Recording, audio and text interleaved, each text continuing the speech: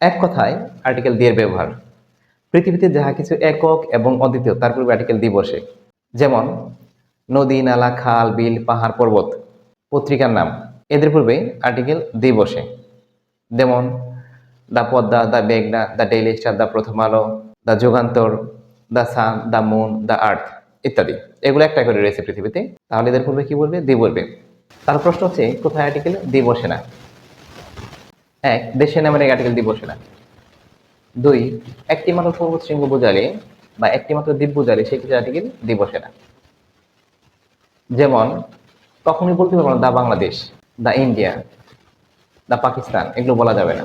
তবে হ্যাঁ, দেশের নাম যদি সংক্ষিপ্ত আকারে হয়, যেমন ধরো দা ইউএসএ, দা ইউকে, তাহলে এদের আগে দি বলবে। এরকম আছে, যেমন দি ইউএসএ, ইউকে, ইউএই। আবার ধরো একটি মাত্র পর্বতশৃঙ্গের কথা বলছিলাম, দা এভারেস্ট। এভারেস্ট এভারেস্ট আসলে হিমালয়ের পর্বতের একটা অংশ বিশেষ। তাহলে এই ক্ষেত্রে আর্টিকেল দি বসবে না।